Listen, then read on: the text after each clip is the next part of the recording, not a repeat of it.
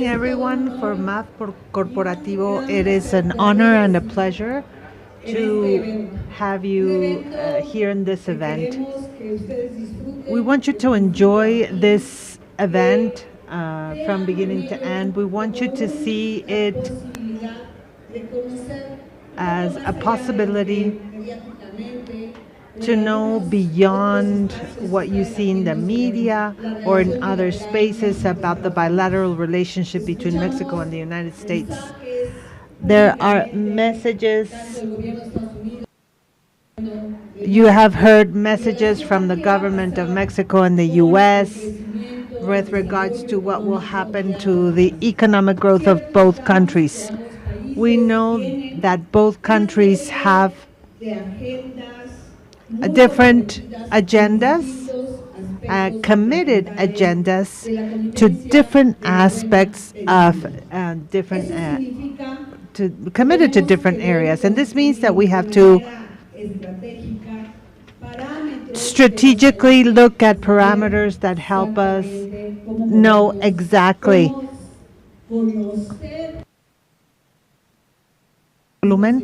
to know the investment mechanisms that can be created between Mexico and the United States. So MAF thinks it's very important to work with a consulting company from Washington, D.C., with headquarters in Florida, in order to build the idea or to create the idea to advise, create links and help Mexican companies to be a strategic partner in the U.S. American companies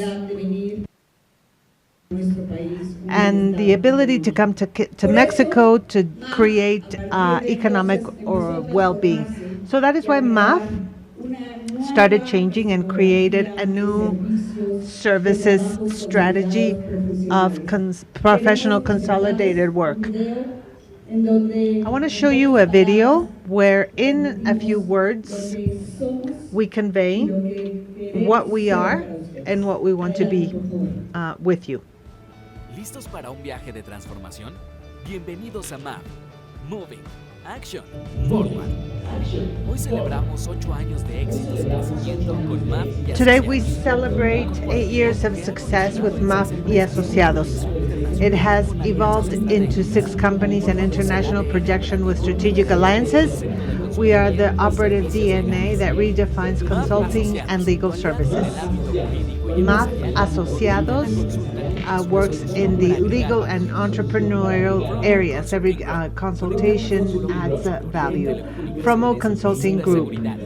In consulting, telecommunications, and cybersecurity, API defends your rights with comprehensive services in criminal law. SECAL, these are training courses to empower you. Manos Unidos por la Justicia, a firm voice against violence against women and girls. This is for actual safety, and our value is in our interdisciplinary team made up of experts with a broad experience in strategic sectors. Together, we face challenges and we achieve exceptional results. In MAF, our values guide every step. We make it happen and we build with effectiveness. We join efforts and we imagine the unimaginable, and we are on the road to success.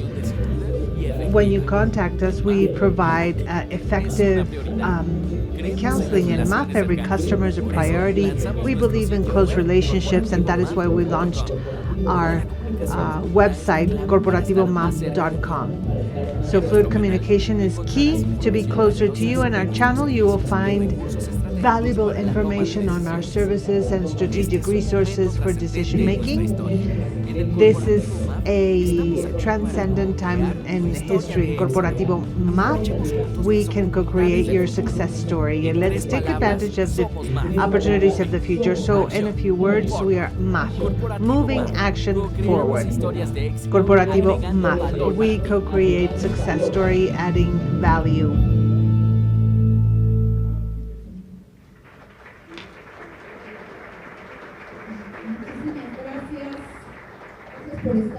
Thank you once again. As I said before, you are our allies and you're very important. You are our strategic partners. And the approach is to create value every moment, and our solution is cross-sectional. It's a 360 view, and we create the value to grow together. So I'm now going to start. We're gonna talk about the key topic of this event. I'm gonna ask our guests to come to the front so that we can start the conversation. If possible, I would like to ask Assistant Secretary Vidal Llerenas Morales to come to the front. Welcome. Senator Waldo Fernandez. Dear Senator, I think he's here. Oh, here he is.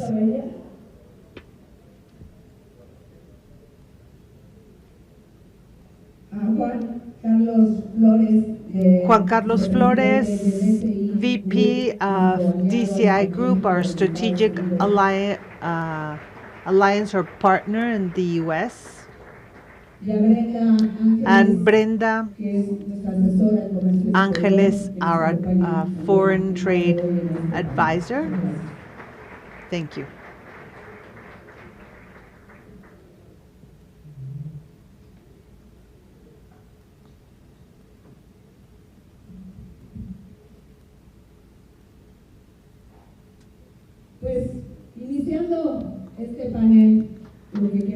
To start this panel,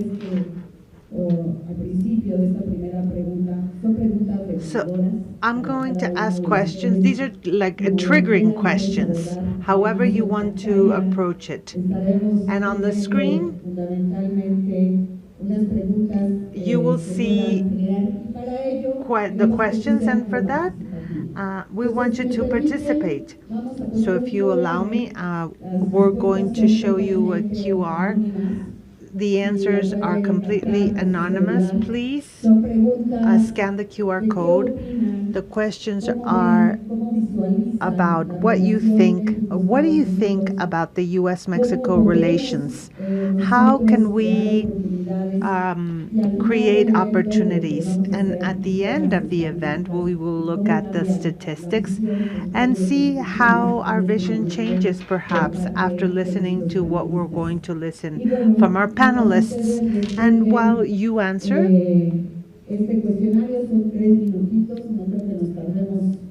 it's only 3 minutes, and please let me start with the first question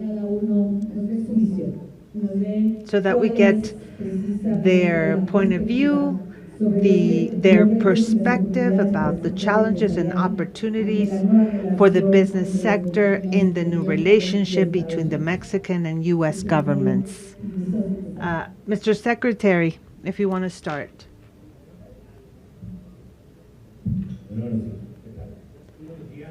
Yes, good morning. Thank you for the invitation and for this opportunity to share with you our perspective in the Ministry of Economy, Secretary Ebrard and President Sheinbaum, about what will happen or what is happening in the Mexico-U.S. relationship. Indeed, it is a difficult moment because of the narrative, because of what is happening, because many things are changing. At the same time, I'd say there is a reality that will come into play. Mexico is literally the country that is better or best positioned because we can export by land. We can be in the U.S. in a few minutes. Last weekend, I saw this greenhouse that makes special cucumbers for the U.S. And in a few hours, they could put it in a shelf in the U.S. with a great deal of technology. No one can do that. And of course, the competitiveness of this garden or this botanical garden, you know, because of also the labor and because of many things. So there is a reality, and it has to do, number one, with our location or our geographic location indeed, and our ability to manufacture. So throughout the free trade agreement years, we've been very successful. We have been able to create a significant capital in terms of manufacturing. We are more efficient in manufacturing than the US and then the rest of Latin America and then most areas in the world. So those conditions create competitiveness for the North America region. There are stories in which Ford would go bankrupt or would not be competitive if they had not moved part of their operations in Mexico. Same thing would happen with Bombardier or a company like La Costeña, which became a world player in the food industry because it moved to the U.S. The history of integration is a history or a story of success. We are the country that exports more to the U.S., but they care more about us. Given the percentage, there is no deficit between Mexico and the U.S. And if you import a car in the U.S., 35% of the content of that Mexican car was made in the U.S. So ideally, Americans, what is rational is for Americans to import from Mexico and not from another country. This is the current reality, and we have to highlight this narrative. It is our responsibility to support North America, what we win or what we get from North America, and not disseminate incorrect ideas. Thank you very much.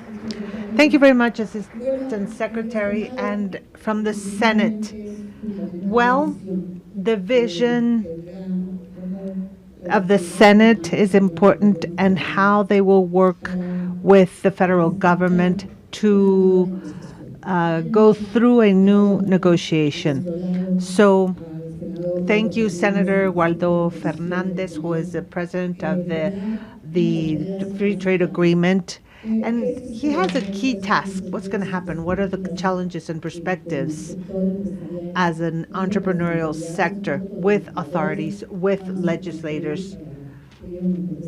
What are we going to create for better development? Thank you, Angeles. Thank you for the invitation. I am here, very happy to be here with you. Thanks to the panelists. It is a pleasure to meet Vidal. We were lower house members for a long time. We have to understand that we are before a geopolitical phenomenon. There's a statement from the U.S. regarding a phenomenon that is taking place worldwide. Yesterday, we saw how China released a software that made the stock exchange, the most important stock exchange of the U.S. in the past 20 years. It made it completely drop. So Mexico has the opportunity to become a commercial partner, as Vidal said. We have merchandise that cross the borders up to 12 times until it gets to the end consumer. It comes to Mexico, they add a component, they go back to the U.S., they add another component until it's in the hand of the last person to use it. I think the key to this is there's been excellent management in the bilateral relationship and by the Secretary of the Economy, President Sheinbaum, and when Prime Minister Trudeau visited the President-elect Donald Trump, there was in the public opinion, right, the need to act, but we have to be measured. I mean, the review of the treaty is until 2026. I think all of this was managed very well. We have to take the President Trump's statements seriously. We understand in the sovereignty of the U.S. He's the president of the country, but I see a great opportunity. Mexico will become, thanks to this conflict with China, it will become from a commercial partner to a strategic partner. Today, in some places in the U.S., you're going to have breakfast, but in some places in the U.S., 60% of what they are eating comes from Mexico. We are integrated and complementary markets. And in many places in Mexico, thanks to the agro industry, we are feeding our livestock. So I see a huge area of opportunity. Obviously, there will be a review process. The U.S. will try to include topics that have nothing to do with a commercial review. It has nothing to do with a trade review, but it's also always part of the interests of the countries. As Latinos, we romanticize the relationships with the countries. We're friends. No, we can become strategic partners, and the main interest of Trump is to defend the interests of Americans and vice versa. So let's be calm. I was in the U.S. I was in Washington. I will let you know what else we talked about. But at the end of the day, we're here for you, and thank you for the invitation. Thank you. Yes. Yesterday, the senator told me he was going to take the morning flight, and thank you so much. Thank you for making it, and thank you for making the effort to fly the night before. Okay, Juan Carlos, thank you for being here. Juan Carlos comes from Florida, from far. He traveled practically all day yesterday to be here. And I think the expectation of these opportunities and challenges ahead of us as part of a commercial network, we are concerned. We're concerned about the messages, about strengthening the economy of the U.S. with this protectionism that has, established new priorities by President Trump. But based on your knowledge of this administration, of the dynamics of this administration, what is your perspective Hello? of these challenges Muchas and gracias opportunities? a todos para estar aquí. Muchas gracias, doctora Ángeles, por esta Thank oportunidad. you. Yo voy a Thank hablar en you inglés for porque es más confortable inviting para me. mí, Thank you pero for the opportunity. les I'm pido going to perdón. speak English because Pero para I feel more empezar, comfortable I think it's speaking important English. in So sorry addressing about this that. topic. I'm going to talk To a little start. bit more from the American perspective and kind of my analysis of how I view this administration, taking actions going forward with regards to the question. First, I think it's important to understand what does America first mean with regards to relationships with other countries. And I think it's important to understand that the notion of America first is not a zero-sum notion. It doesn't mean America wins and the person we're negotiating with loses. That's not the way they're viewing victory with regards to America first. America first is we win and whoever we're working with should also be able to win. It's mutual. It's driven much by a notion that's been inherent in the American public that they believe that they've been on the short side of deals over the last 25 years. And that's why it has become so visceral in American politics and why this president won in this second term, not only the Electoral College, but the popular vote. And so I think that's very important to understand because some folks will try to utilize that as a wedge between the United States and its friends and allies. And I think that's a misrepresentation in looking at it as America first is only a zero-sum proposition. I do not believe that that is the way this administration intends it or believes it to be true because they do understand at the end of the day, their geopolitical challenge across the world is China. They are laser focused on that. And to the point that was made earlier, you're going to need other alliances, other access to economies to grow what we believe is, the right kind of capitalism, right? And so I think first thing I wanted to talk a little bit about was what does America first mean? I think secondly, this president is going to be talking a lot of rhetoric when it comes to the number one issue that he believes got him elected, and that's border security, right? It's this notion of illegal immigration. And that's going to be where this administration in the first 3 to 6 months is going to be extremely laser focused in proving to the American public that they were able to secure the border. My view on this is that's the way, I would call it phase one. That's the way you gain credibility with the American public to start getting into what I'd call phase two, which in the US terms is the USMCA, these different trade agreements that I know this administration views very important to achieve. But it cannot achieve if it can't address the first issue. And so I think you'll see a lot of rhetoric. The one thing I would tell individuals who are focusing on that rhetoric is to not take the bait and jump into it with the president. I think right now is the time where they're looking for people to work together. If I could just be quick on this, you saw what an emotional response happened with regards to the president of Colombia and how that ultimately ended up. I think that's the kind of thing that if countries react to, they're missing the message that actually the president is trying to send. And so I think he's looking for allies, he's looking for alliances, and I think he also understands the importance of Mexico and Canada in particular with regards to the US's number one geopolitical issue, which is China. And it is going to need Mexico and Canada for that to work.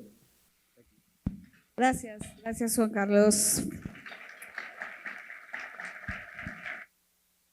Y bueno, Thank you, Juan quisiera Carlos. ahora pedirle. Very well. Now, let me give the floor to my colleague. She specializes on foreign trade.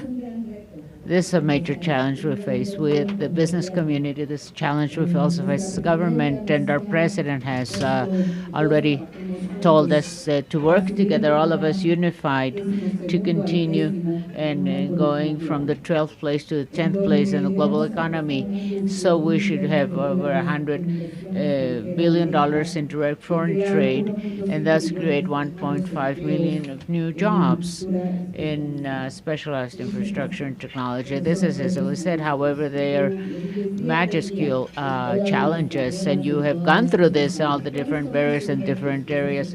So what are the challenges? Which are the opportunities you see for this relationship between Mexico and the U.S. for us to be able to create value? Thank you, Doctor. Thank you. Good morning, everyone. What an honor for me to be here with you today, with everyone and the panelists. Well, I think the main challenge here would be, on one hand, continuing this dialogue between the private sector and the government.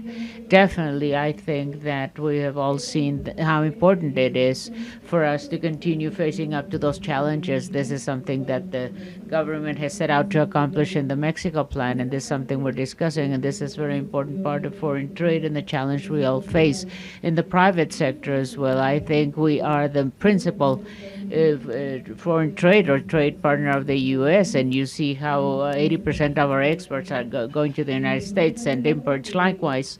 And therefore, we in Mexico have customs number one in Mexico, which is the Nuevo Laredo Customs Office, and every day there, everything that crosses about 15 billion units, 10,000 rather, 10,000, 15,000 units. And this, of course, tells us about the work we've done now in our country. As already said by the Undersecretary here, we have to foster even more now the maquila industry, the inbound industry. And as a matter of fact, there's a new version of MX 4.0, and I think this is very important. And this dialogue between the private sector and the government in Mexico will definitely be the guiding line for us to face up to this very important situation, not really a negotiation, it's a review of USMCA. T-MEC in Spanish, and this is something that was already said, of course, by the Secretary of the Economy, Mr. Brad, in the recent presentation of the speech he gave at ITAM. This is something we've been looking into. We're going to renegotiate. We're going to be reviewing T-MEC, USMCA with Donald Trump's administration. Well, this is, of course, different factors we're now facing, definitely vested interests in each one of the countries, but I think the result has been very good, very good for both countries. We cannot set aside the phenomenon. I think this is not only Mexico, but the U.S. also wants to take advantage of the nearshoring process. Definitely, and this is something that someone said very specifically, we have skilled labor, but this should be misinterpreted as saying it's cheap labor. This is not the case, and I definitely think that that and many other things as well, we're better. And we have to take advantage of this part and really have to remember this. We have to still increase even more the skilled labor we have and the privileged geographical location we have. This is also very important for Mexico. On the other hand, as I was saying, foreign trade in Mexico. As you know, Mexico has entered into 13 free trade agreements with other countries, and the USMCA is one of the important agreements we have signed. And on the other hand, we're talking about the customs system. There's an important project coming in the sense of giving customs more and better technology, and we're talking about, for instance, customs intelligence in Mexico. This is going to be super important, as you know. We're working in a very specific jointly with the U.S. Customs Service, and this is very important for us to look into import-exportation measures and activities so that we have better commercial and trade flow. Of course, if we now have numbers of our trade relationship in the future, this will be even better. I'm sure of that. Thank you. Thank you, Brenda. Very well. Concluding this first round of questions, let's go on to the second round of questions. The most concerning thing, preoccupying thing for all of us. What are the competitive advantages we have? How do we bolster those advantages? What weaknesses we have? How do we envision them vis-a-vis this possibility of attracting new potential investments and new locations and new economic strategies that will be allowing our business sector to grow, enhance the situation of the business sector so that we can have a better business relationship to generate more well-being in our population. Deputy Secretary, if you we'll start with Senator. Yes, to change the order here. Thank you so much. First of all, we have to understand Mexico is not what it used to be 30 years ago, right?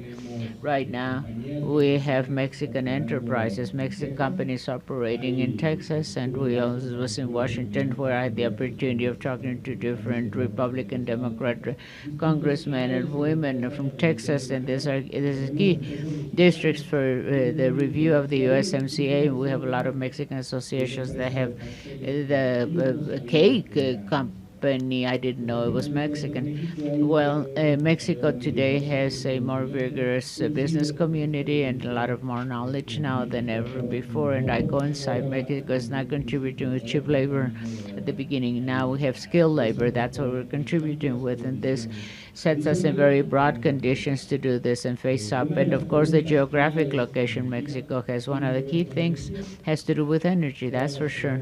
Everyone is quite attentive to secondary laws on energy issues that will be discussed in the Senate of Mexico. This is going to be an incentive for investment, especially along the northern border strip, the borderline there. And today we have no installed capacity in terms of energy to supply the location of businesses. One of the constant things in my trip was the energy issue, and obviously we're working now in coming up with the best secondary legislation on this issue. Geographic location sets Mexico in a marvelous situation. It's wonderful to share our border with the biggest economy of the world, of course, and that also constitutes insecurity and migration flows problems, and this has something that's now being included in the USMCA agenda. That's where they're trying to do. What I said is market integration. The big opportunity we have to be able to close a good negotiation has to do with the energy issues. In all my hearings, this was very key. This is what they're always talking about. They want to participate finally with energy. This is being left to the private sector. This is a country of the size of Argentina, 46%. I think that if we come up with a new legislative result or product, this is going to be a great incentive, giving certainty to the energy sector. The other part has to do, well, there's a plan, a complete plan in terms of road infrastructure, highway infrastructure, the saturation of the roads to Laredo, Reynosa, and Nuevo León. This is a grave situation, and we are also coming up with a very concrete plan to solve that.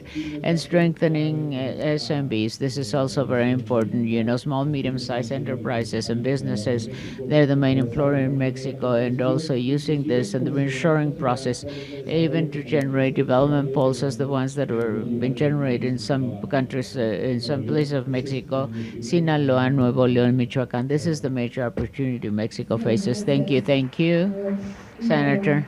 Now, the Undersecretary, you have the floor. What can you tell us about the competitive advantages and the different possibilities and the needs we could have, and how can we face up to those in the private sector in Mexico to attract more foreign investment? Well, we have the Mexico plan, yes. There's a plan, it's there. But I think this is something that we're working on. As part of the Mexico plan, we are doing something that President Sheinbaum has already said, and this is going to be more clear, an investment portfolio. That's what we're talking about for the follow-up process on each one of the investments and intentions of investments, announcements of investments in Mexico to facilitate the Mexico plan. This is part of the strategy, and this is what the president has already been giving figures about 2,000 registered investment intentions. This is not a registry. We want to follow up on each one of those different projects to see where they can really be implemented and to see how we can really materialize those investments. With the success story of USMCA, we think it should be complemented with a more successful story or with national content. What does that mean? This means that we are going to be allowed to have this exporting economy that's so successful in exportations may have more Mexican content and there more value chain and thus be able to generate more growth. If it goes about 20%, it goes up Mexican exports. This is from the beginning with national components. This is the increase 20%. We have a very important export economy, which is very complex. But if you take the automotive industry, it's a less content. That's the challenge. And then the second one, Asian imports. Yes, and exports, of course. We have very serious problem of Asian imports, and this is costing us so much. The textile sector, the shoe sector, and the fashion sector are suffering because of Asian imports. We have to substitute those imports because they are not fair. This is a state economy that's giving away products at dumping prices, and this is ending, this is affecting our industry. We also have to have industrial development processes, agro-business processes in other parts of the country. This is part of the Mexico plan to develop industries in different regions, not only the north, but the central part of Mexico and the southeastern part of Mexico, where those investments are so necessary. In terms of the Mexico plan, we want to have more technological transfer, more innovation that could materialize in investments in more technological sectors with more investment, for instance, electromobility, for instance, medical devices, everything that has to do with the semiconductor chain, and other industries as well, where we can absorb more technology. If we are able to do this, then we can be able to take advantage of trade advantages and all this exporting capacity that may become the engine for growth, more sound and solid, and of course more quality and better quality jobs. Thank you. Thank you, Deputy Secretary. Very well. Brenda, from your view, and mainly concentrating on other sectors that is highly represented, logistics, that's what I'm talking about. what about the advantages Mexico may offer in terms of logistics? How would you consider those to attract more foreign investment, direct foreign investment in Mexico? Because there are restrictions of foreign investment in terms of transportation in Mexico. So what is your opinion on this? What are the advantages you see in all this? Thank you, Doctor. Well, definitely, as someone was saying, in the privileged position we have, well, this has to do with the triggering factor. The domino effect is triggered here. Obviously, transportation, logistics, this is one of the very important sectors of our industry. Definitely, without this transportation sector, without that type of logistics, merchandise would not be able to go from one place to the other. And I'm not just talking about domestic transportation, I'm talking about exports and many other types of transportations. What I see every day at my office is there's an increasingly growing number of companies that are acquiring their own fleets, and so that they can be in charge of their own exportation and thus be able to also control their own imports and exports. There are challenges, of course. This is what the Senator just said in terms of insecurity, but on the other hand, we also have a road infrastructure investment. This is an ambitious project. I think it's extremely important for us to highlight it. But there's another important factor going back to what our friend just said, the Deputy Secretary, the industrial sectors that have been affected, especially because of so much dependence. And then this is a reality we have in terms of the textile, the shoeware, and the steel imports that are coming into Mexico. Definitely measures are being taken. I think this is important to be recognized as well. Last year, 2024, some decrees were published where the tariff was increased for 540 tariff clauses, and this is to protect the national industry. Just recently, for instance, also for the maquila industry and everyone devoted to exporting this type of merchandise, which is sensitive merchandise. Likewise, we've established restrictions for that. Some of them are temporary, but undoubtedly, this is exactly what we're going to see in a scaling fashion in the near future. Now going back to logistics, to transportation, I think this is the type of dialogue with different sectors that are present here with us today, with a relationship and also with the Infrastructure Ministry, Communication and Transportation Ministry. This is of great help. Obviously, there's so much still to do in Mexico, but I think with those competitive advantages we have, that's exactly the privileged location Mexico has, and we should really take advantage of that. It's been giving us very good results. At the end of the day, as I have said, the number of border crossings every day, the northern border crossings, and this is one of the projects of this administration for the near future in the Nuevo Laredo Customs, to have 2 more bridges there, exactly to increase all those imports, exportations, and this is going to be translated in more transportation, definitely. Thank you so much, Brenda, for your vision. Now, Juan Carlos.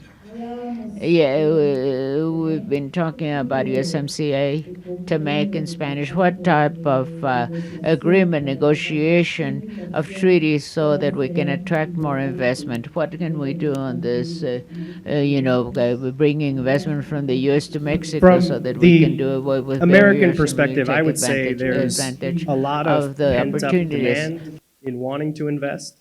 And I say it's pent up because there's a public perception issue, I think, with a lot of C-suites in the United States with regards to doing business in Mexico. And some of that has to do with, and I'll share with you a story. I was here a couple years back having dinner with a bunch of U.S. businesses. And one shared story that I have, I thought resonated with me because I think it captures the perception problem that in U.S. corporate offices that there are in wanting to expand into Mexico. And it was an auto parts company that manufactures auto parts, transports auto parts from the U.S., but also has manufacturing and facilitating transportation in Mexico. And their head of government affairs, was saying, we would love to move all of our manufacturing to Mexico. As a matter of fact, it makes the most sense on paper to go do that. The cost of doing business there is optimal for our business. The problem that we have, though, is we have lack of transparency from regulatory bodies. They were having issues, I think, with the tax agency in terms of what taxes they owed, and year over year, it was a moving, in the United States, we say moving the goalpost. And so that lack of certainty was a big issue for the company. The second issue that they had was security. They have to facilitate their transportation drivers to have cash on hand to deal with people that may pull them over to continue to move their transported goods past the border.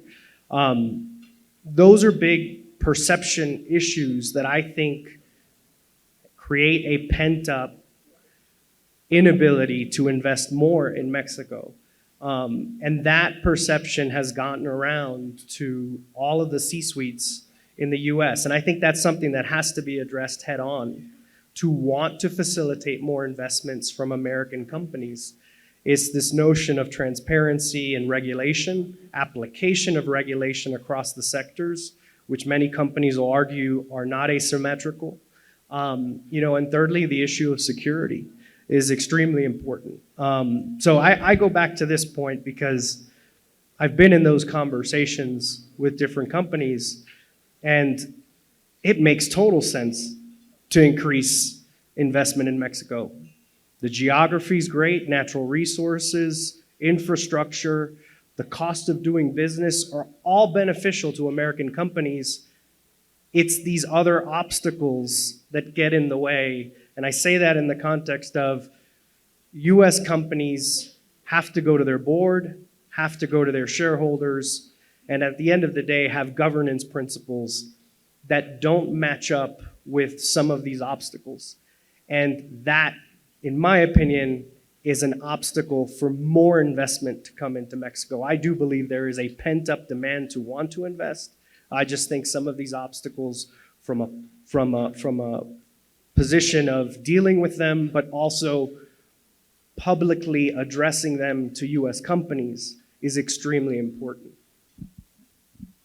Gracias, Juan Carlos. Y bueno, yo creo que efectivamente son retos que tenemos, oportunidades. Yes, thank you. Thank you so much. And I think these are challenges. We have opportunities to convey this transparency, but also to convey how we're working in terms of having more security, in terms of the business sector and task performance of their different activities.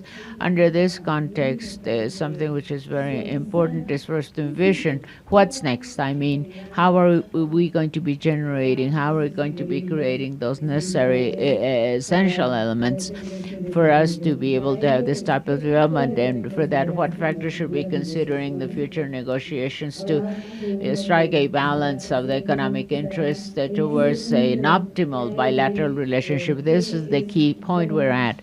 What it is, how is it that we create everything for us to strike a balance between economic interests vis-a-vis a bilateral relationship which is constructive of common benefit and a prosperous relationship for each and every one of us. It is very important in this sector, the private sector, I mean, for us to have this vision. Under that, then once more, Juan Carlos, would you like to take the floor, please? I think many you have the floor. of the points I was making before help address this question, but also I think what's going to be important in establishing a long-term and sustainable negotiations is finally getting to the rewriting of T-MEC or USMCA.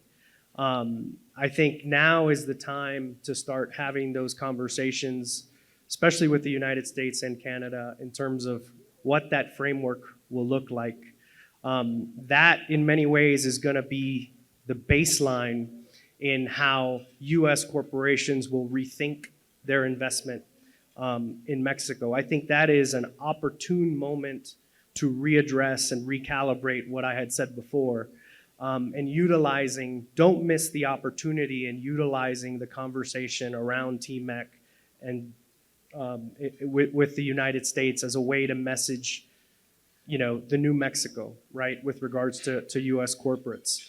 I think missing that opportunity will be a window that I'm not sure will come back for years to come. And I go back to this point. I think it is in the United States' interest to find a long-term established agreement on this. I think everybody understands the economic benefit to it, and that the economic benefit is equitable, right?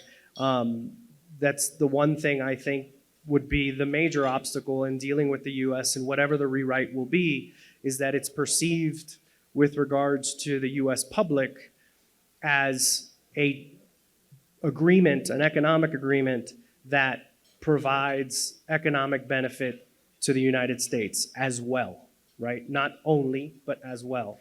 And I think one other thing I would point out to the possible long-term strength of T-MEC as an opportunity is that I go back to Trump 1 when T-MEC was first established.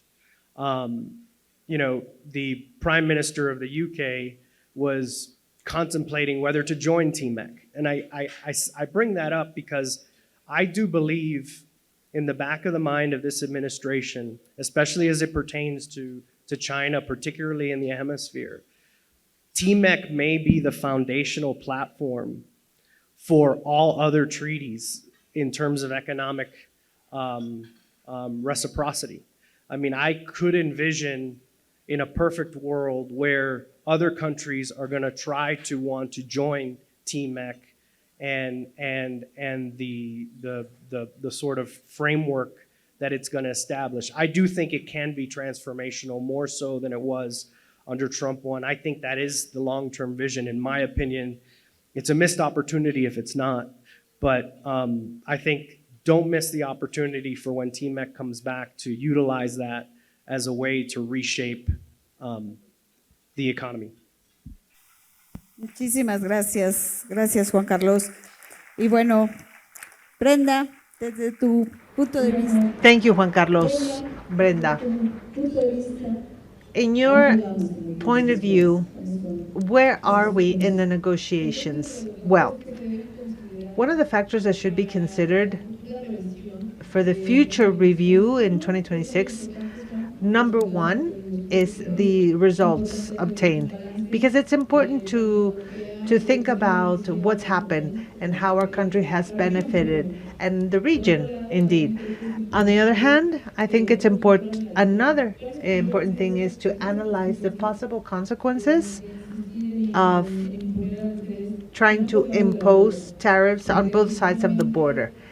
Because for the U.S., I mean, the fact that they want to impose tariffs for Mexican or to Mexican imports, the end consumer is going to feel that. And I think we also have to balance the results versus the economic impact of imposing tariffs, because it has to be a mirror action. You know, if tariffs are imposed over there, tariffs will be imposed here, but it's not about that. I think we have to look at what has been achieved, and in the USMCA, even when the first treaty was signed, or when it was NAFTA, and I think we have to look at the strategic sectors in our country that the United States absolutely needs. For example, the agro-food industry. I think we are very important in house appliances, vehicles. We've not been able to get that regional value expected. And obviously the presence of Chinese automobiles is very strong. However, another important thing to consider and that we can't leave behind is that although there is dependence on Asian imports, it's not that we're going to get rid of them, from one day to the other. No, we have to evaluate and reevaluate, and not just the negotiations for next year.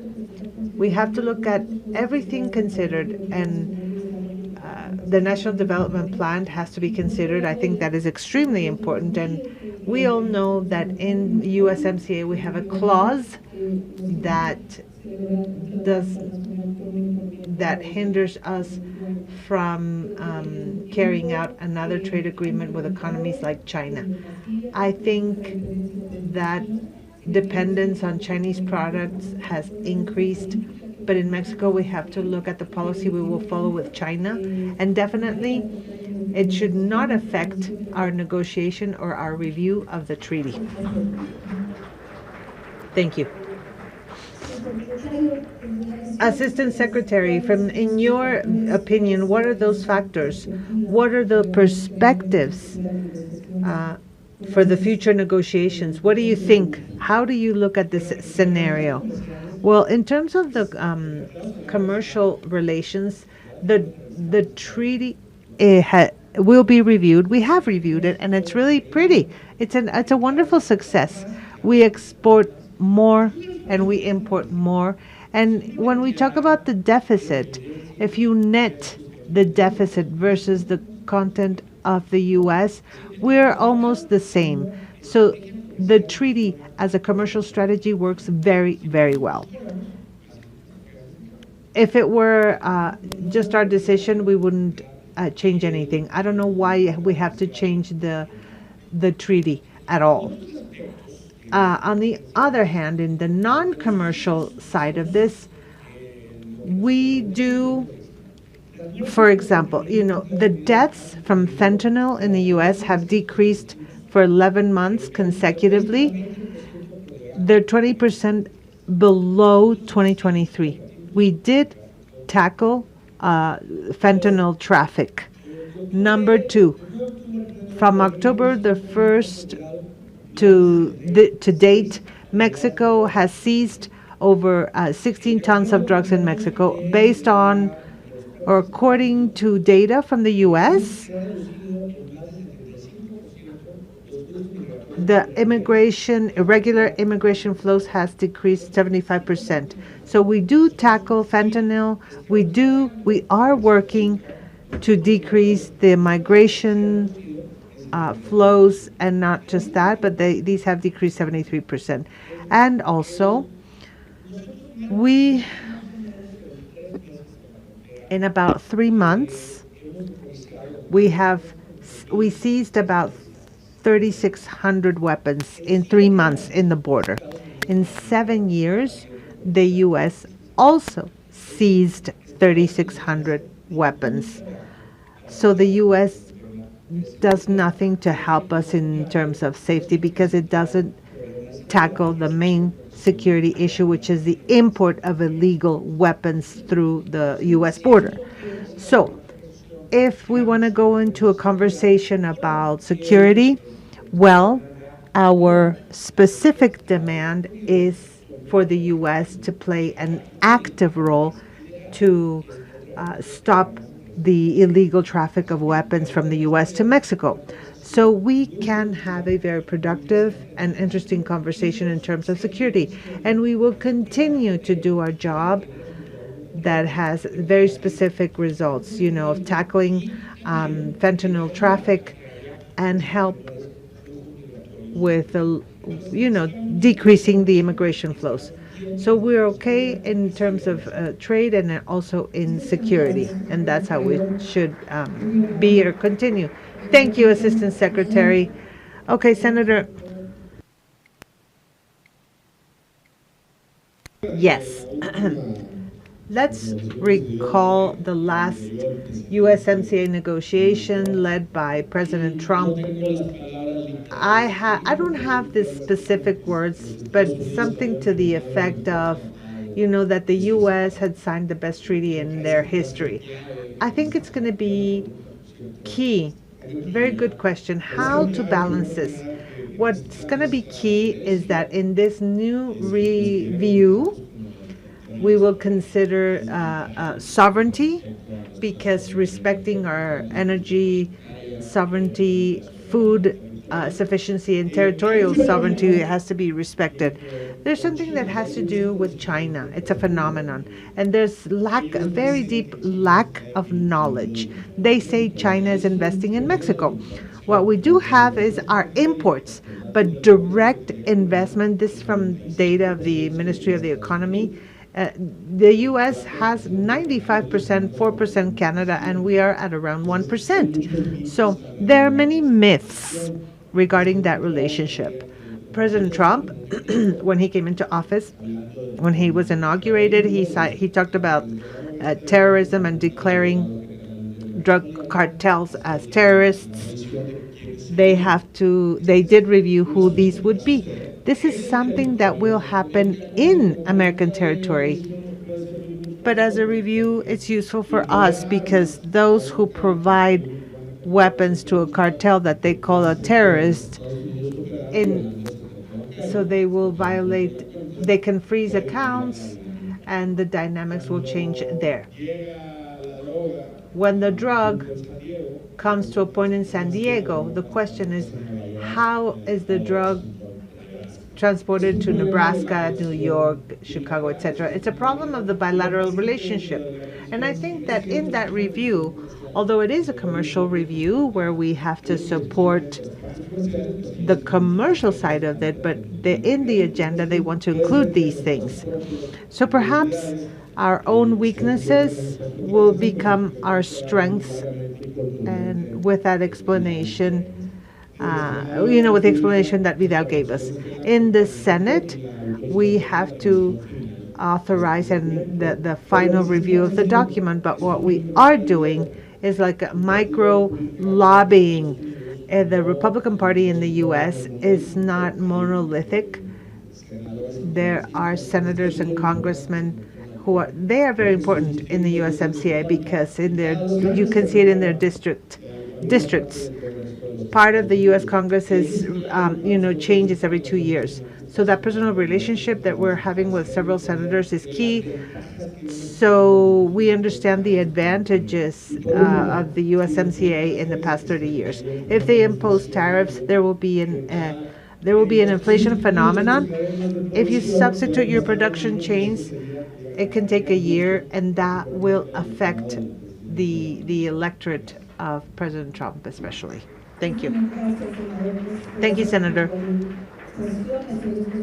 Thank you for talking about this to balance the commercial relationship between Mexico and the U.S. Okay, let's go to our next question, and it's the local supply.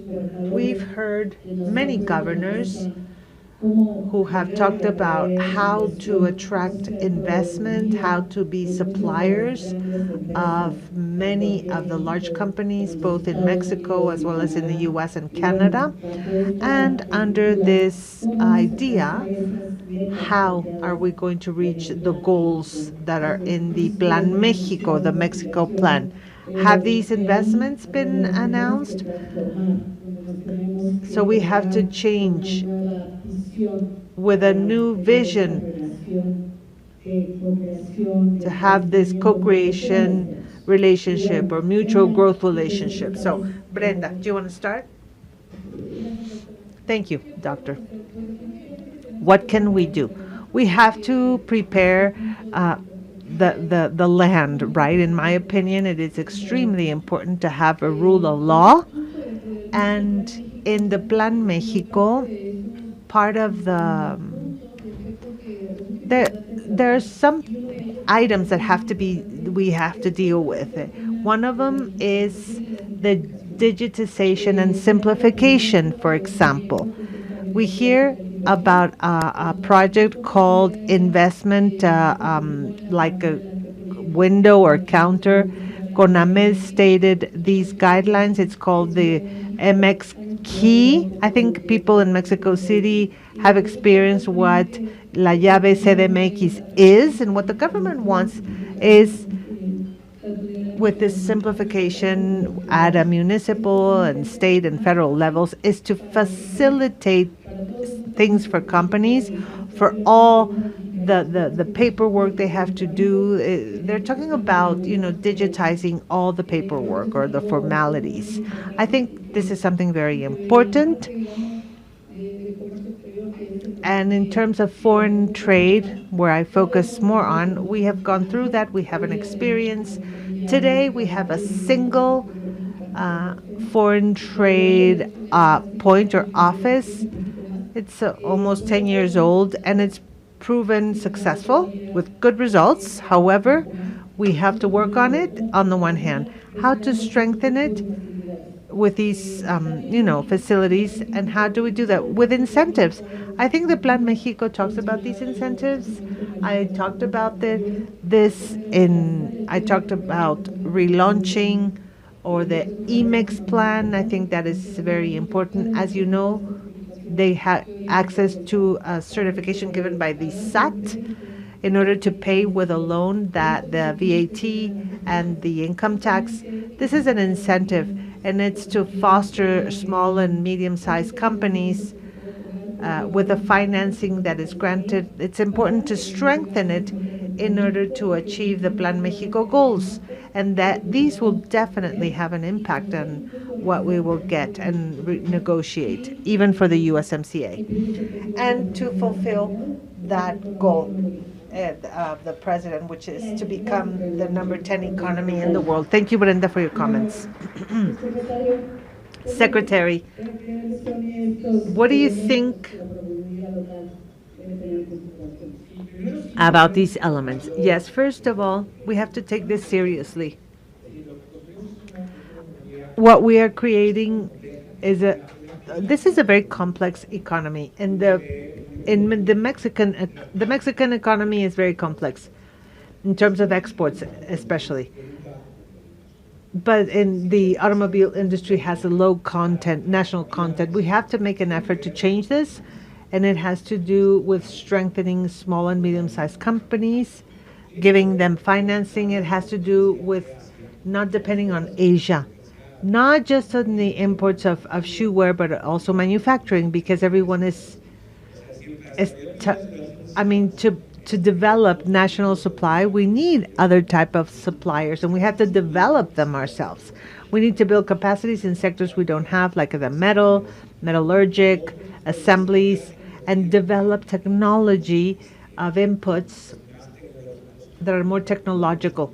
Since we don't have the technology, we're not doing it. The treaty helps us have more content. The treaty is not the problem, because it forces us to have more content from North America. But many companies do not export with North American content, but rather from the more favored nation. So it's not about the treaty. The treaty helps us.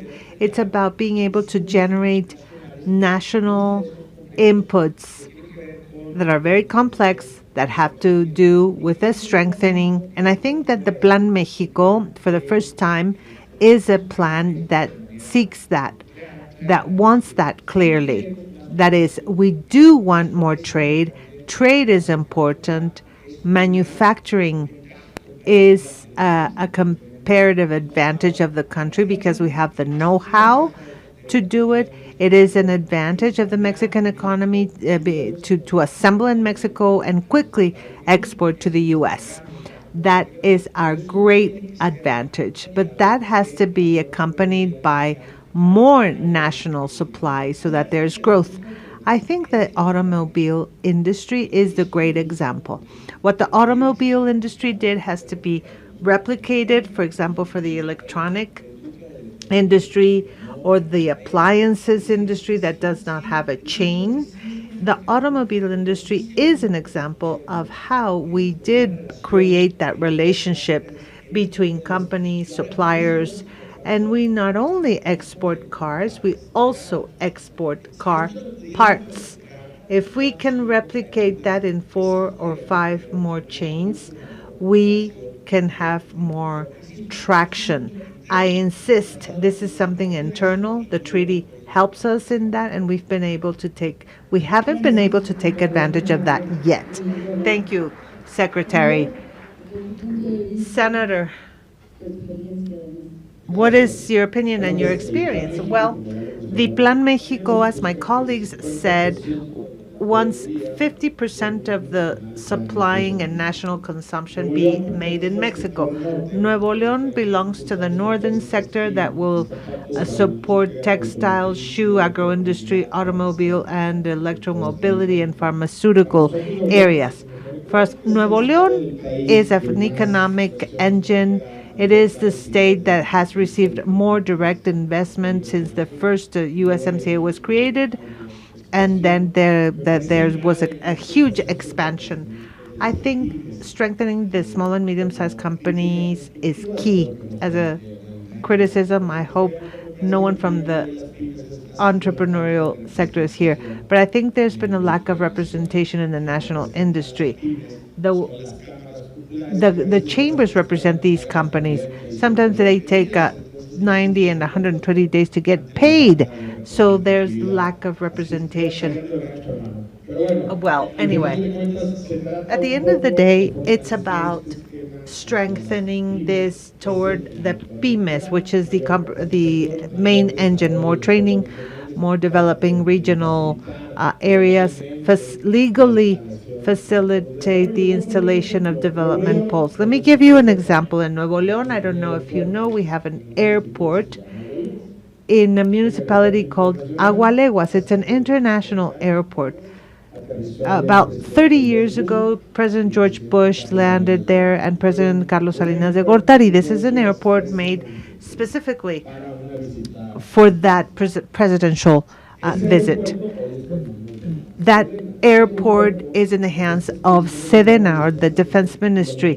It's 60 kilometers from the border. There's a railroad, there's water. We have water issues in Nuevo León. We could take advantage of these strategic advantages, right, to have orderly development there. However, the three levels of the government are necessary, but the participation also of the private sector. I think in that supply, we have to bring together these production lines or chains. For example, in the morning, there's an aluminum head in Garza Garcia, and it's being installed 15, 18 hours later in the U.S.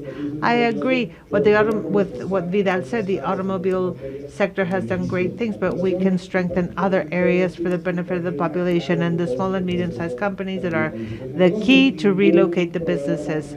No other supplier will have the ability to supply this entire relocation system if they're not these small and medium-sized companies. Thank you so much. Now you have the QR code on your table. You can start asking your question for the speakers. Yes, we are taking them so that we can also share them with the speakers themselves in case you want to start asking your questions so we can be getting these answers. Juan Carlos, from the U.S. Vision, from your experience as a major consultant, very close to the understanding of new policies of Trump's administration, what is your opinion? So I The think strengthening of local the word I supply would use chains, is what should it be deregulation. like?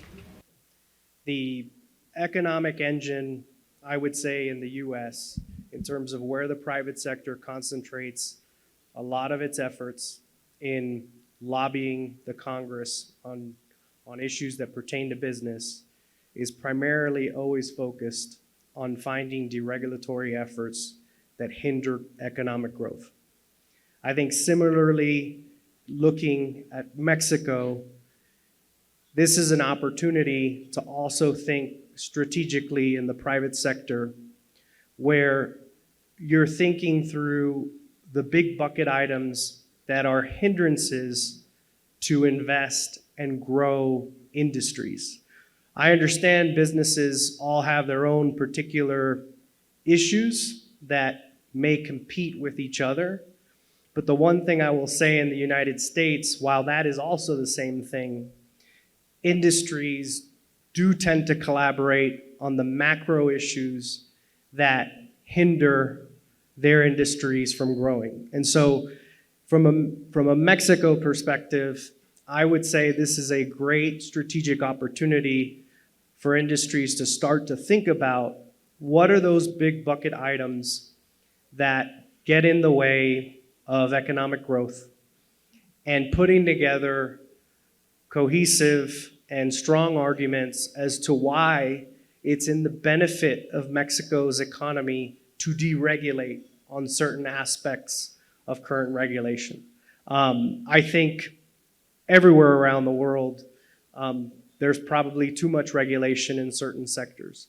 I think much of this regulation compounds over time and is never revisited, especially as technological advances happen.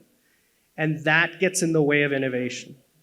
And so I think from a US perspective, sharing what happens with regards to US industry and their active lobby of constantly trying to find opportunities and address opportunities that get in the way of economic growth by finding those specific items to deregulate, I think also serves Mexican private businesses' interests, which ultimately serves the Mexican economy benefit. And so that would be my word that I would use, is deregulation. Thank you very much. Y bueno, para pues concluir. Gracias.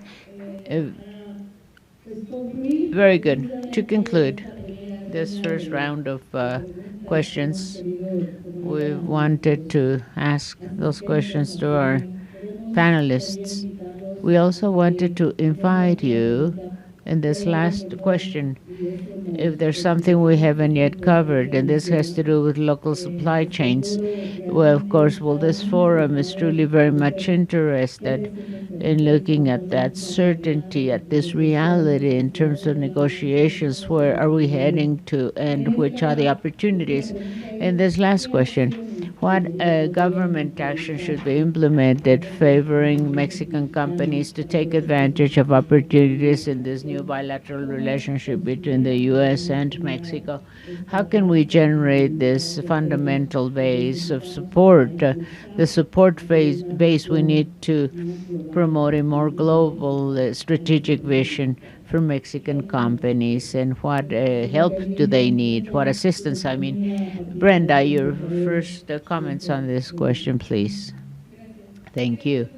What government action should be implemented? Well, a few minutes ago, we were talking about incentives of what the Mexico plan is all about, but I think we should also look at the past and everything we've covered until now with Donald Trump, for instance, when we renegotiated USMCA, and I think we're all, expecting to see February 1st has established the date for tariffs, where we are going through this uncertainty. Let me tell you a little bit about it. To the customers we have at our bureau, everything related to what happened at the end of the year and the beginning of this year, their imports are increasing considerably. They want to have an overstock of this over inventory because of February 1st and the tariffs, and I think this is understandable.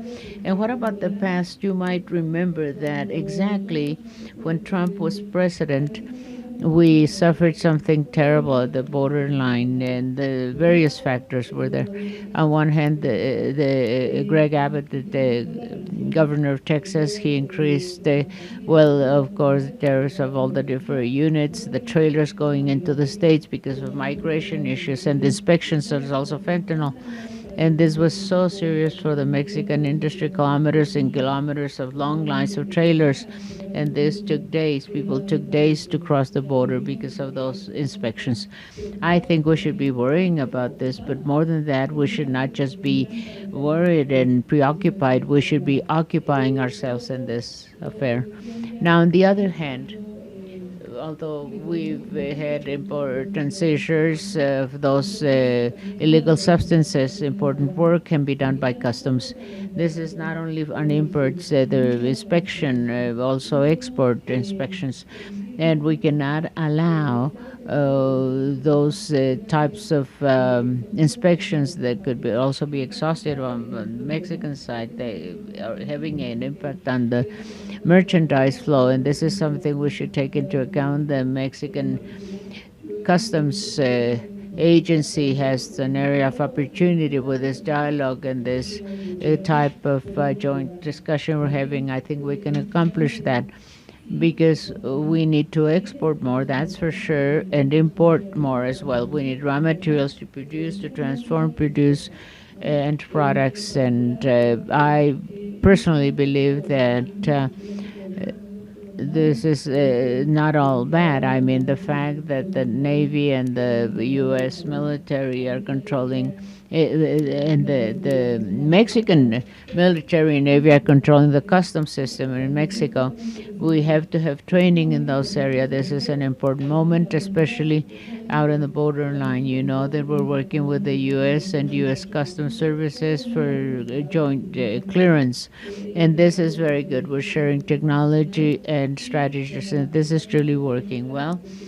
Well, we are already working on this plan. This is very important. Aside from the Mexico plan in terms of customs, there's another national customs plan for the 6-year administration. Undoubtedly, this part of the USMCA, we are looking at it, and at the end of the day, whatever we sign, this will have an impact on our trade and commercial development. Thank you so much, Deputy Secretary. This is the first question.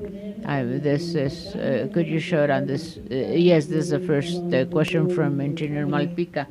He's interested in looking at this perspective of the different sectors, how it is that is asking about sectorial trade interests and the reviewing, of USMCA and this future agenda. What are those topics, and what is just the potential you see in terms of mobility of certain categories of people under the temporary entry chapter of USMCA? Yes, mobility, yes. The first thing, I think it's important, if I understand your question, is that what we have to do, what we should do, has to do on North America, success of North America, the North American continent. Canada is not doing that. They're having very strange internal discussions. Clearly, the U.S. is not doing that either. That's let us not be so naive as to think that, but we really have to highlight this in the United States in the sense that the reasonable thing, what's convenient for all of us, what is going to make us all win, is continue with important trade commercial relationship between Mexico, the U.S., and Canada as well. This is interrupted with tariffs, unilateral tariffs, any other type of measure. This is risking prosperity of all three nations. It is risking prosperity of the United States. This may not just generate inflation, but it's also risking competitiveness of U.S. companies. I think this is something we should be highlighting.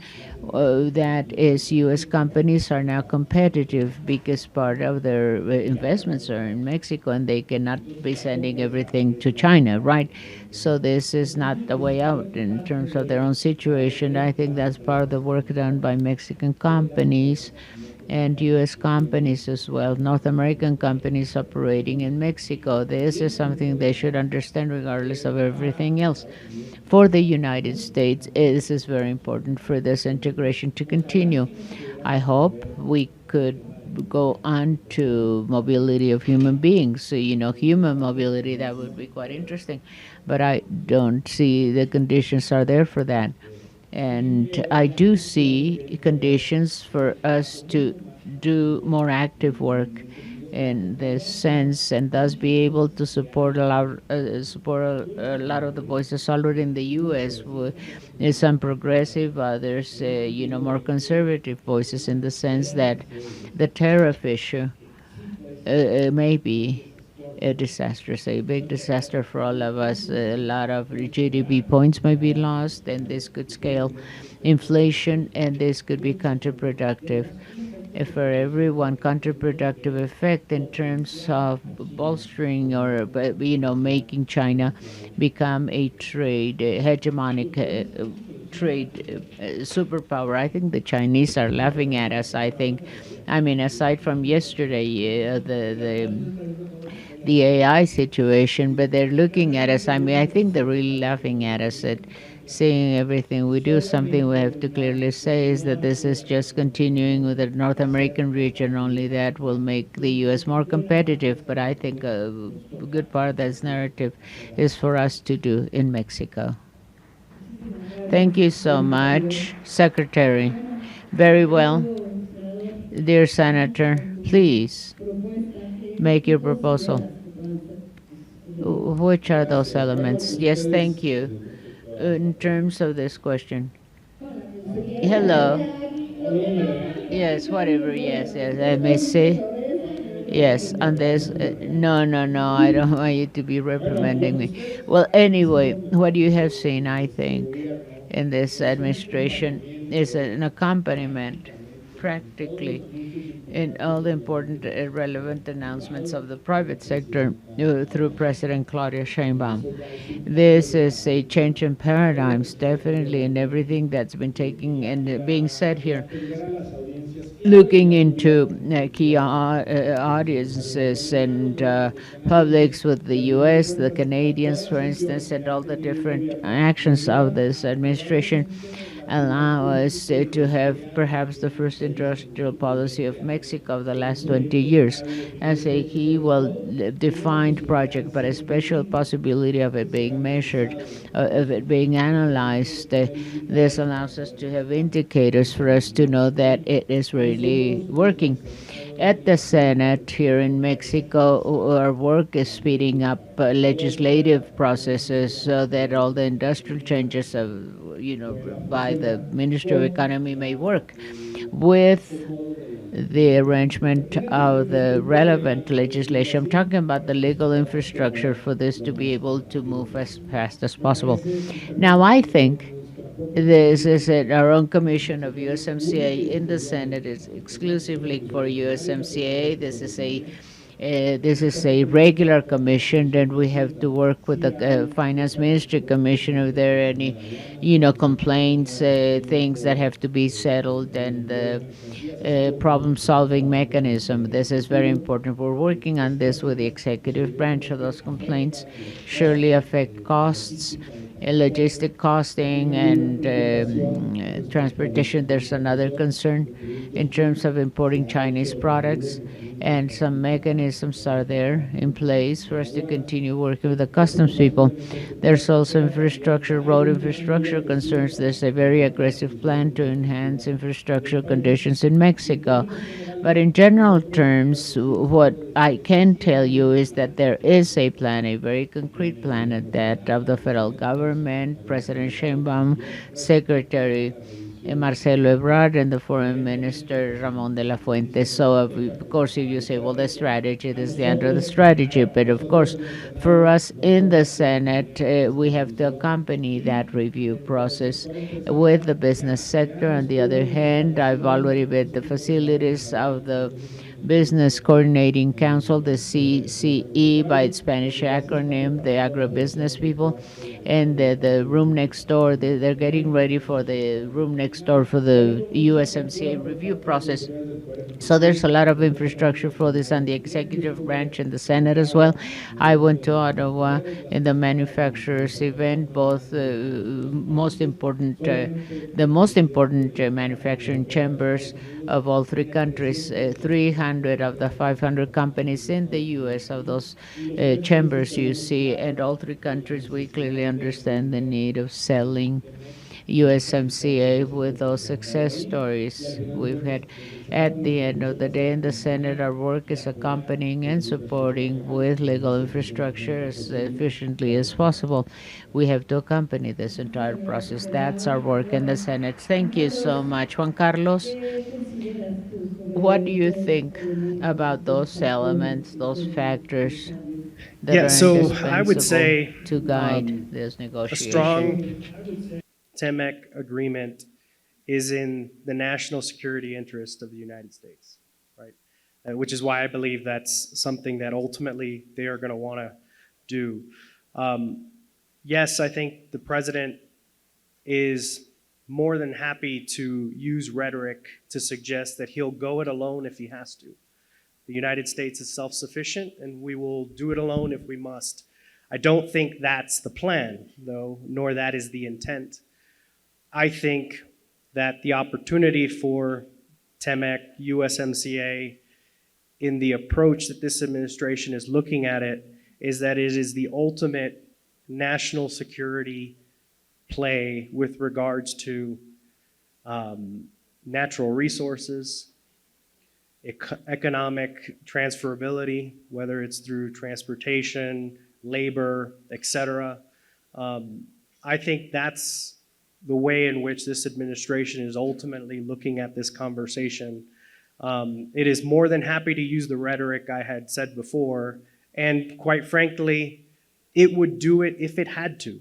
I wouldn't test this president to say what he means, even if it sounds outlandish.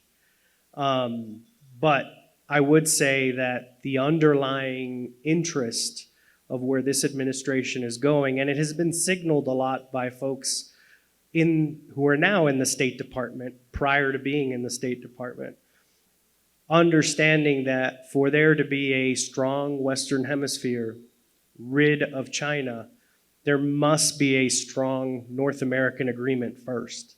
And that's why I believe the big point with regards to all the issues on the table in the interest from the US perspective is the issue of national security. I think that's paramount in terms of why this agreement is going to happen and will happen, absent some destructive, sort of political issue that can arise partially because of some of the rhetoric that likely will be used in the coming months. But if those things can get put aside, I think the underlying and foundational principle about T-MEC with regards to the US is that it's in its national security interest that it happens.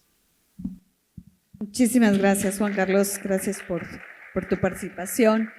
Y bueno, hay algunas preguntas, quizás podemos irlas respondiendo, o no sé si alguien quiere hacer la pregunta. Very, very well. There are some questions we could be answering. Would you like to ask those questions directly?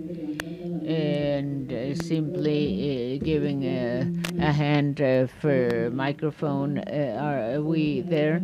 Sophie, please go ahead. Yes, the mic's coming. Your microphone's coming. Thank you. Hola, hola, listo. Buenos días, Sofía Pérez Gasque. Hello. Ready. Good morning, everyone. Sofía Pérez Gasque, Mexican IT industry chamber here in Mexico. The first item relevant for all of us, especially with the when President Trump initiatives that are affecting USMCA and diversity and inclusion. Well, it's exactly that. And really saying what Chapter 25 of SMBs talks about, diversity in terms of value chains. How do you see this right now with the Trump position in the government, in the companies, and vis-a-vis the United States position and IT technologies, the information Chapter 19, cybersecurity issues, digital economy, especially data free flow. It is important for all sectors, especially for the IT sector, but this is part of all the economic sectors of the country. So those are the two issues. What do you think of that? Especially with the new declarations made, but I think they're cross-cutting for all economic sectors. Thank you. Thank you. Yes? The microphone? Who do I give it to? Okay. Here we go. Yeah, I think we don't have enough microphones. I apologize. Who would like to answer this in the panel? Well, in terms of the decrees being issued by President Trump right now, we're going to see what they have to be passed by Congress. They're just decrees right now, right? They're executive action orders. Well, I was in Washington. It was a holiday that we had just inaugurated, so the people are thinking maybe they're not skipping over the sovereign function of Congress, of the Senate. In Mexico, we respect human rights. We're going to continue the protection agenda, protecting broadly human rights. There's no need for us to be changing our policy. There are international accords on this, and I think this is something we've already surpassed a long time ago. In terms of cybersecurity, we're now working legislation together with, taking advantage of this void in USMCA, but we're at the Woodrow Wilson Center, and this is the only think tank sponsored by the U.S. Congress, and we're talking about the need of generating a mechanism allowing us to regulate AI, for instance, and other things. And the analog, well, we're confused with the digital. We see something, we don't know if it's real or not. So we're going to look into this agenda, but we have to prepare legislative instruments allowing us to look into cybersecurity issues, everything that has to do with technology and data flow issues. This is for the next legislative period. Thank you. Thank you so much. Yes, please. Go ahead. This is the second one. We don't see it. The second, yes. There's an important instance so that government companies can work together for positive review of USMCA. Could you talk about the room next door? Yes. The room next door. Yes, of course. Consultations, and that's what is done there, consults. And this is done with the business sector. I mean, this is permanently taking place, and the Ministry of the Economy is doing this, discussing all types of issues, especially USMCA. Of course, we're going to have the room next door.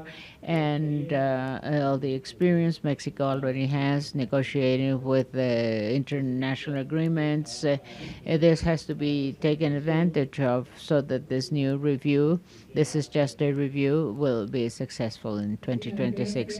Yes, thank you so much. Now, let me see. Next question. Julieta Lujambio is asking, what's a good legislative product in terms of the energy sphere that you have already mentioned? Could you specify how this could be used to promote the commercial relationship in a very positive manner? Yes, this is one of the main markets, the energy market we could still exploit. What we are seeking is to give certainty to private participation here. Right now, we only have participation in generation, but we also need conduction. The legislative proposal is now being drafted, and people were asking me on this trip about this, and I think this is one of the areas in the country that may help us grow in terms of the GDP with investment. We're trying to give certainty, which is clear, and in terms of my work in the Energy Commission, with the first modification we're working with in the private sector, has been satisfied with everything we're doing at the Senate. So we want full certainty so that there's no investment problems. I mean, I insist that this is a country of the size of Argentina that was reserved for the private sector. Yes, please, Leti. Go ahead, Leti. Leticia Rodriguez Moctezuma. This is for Brenda Angeles and panelists. When we see developed countries, we see that one of the indispensable factors is development and the relevance of the industrial sector at all levels. With those countries, some of our countries are just distributors. We're just distributing products of the developed countries. I don't think Mexico is condemned to being a distributor country. But the industrial policy, I believe, has failed for a long time now. So how are we going to be strengthening all the different industrial sectors so that they may compete within USMCA and after that internationally? I'm saying this because Mexico is a rich country, a wealthy country. It should be condemned to poverty. It should be condemned to wealth, and this is going to be getting from industrial sectors and their development. How do we go about doing this? What is your proposal on this? Thank you, Leticia. Well, first instance, we're talking about promoting SMBs with funding and financing. It's also important to do it on a sector by sector basis. So what is it that we need? What is it that we still have to have? How this Chinese dependence on China has affected our domestic production, where companies of the textile, shoe and the apparel companies and the steel companies that are sensitive sectors, even for foreign trade, they've been greatly affected.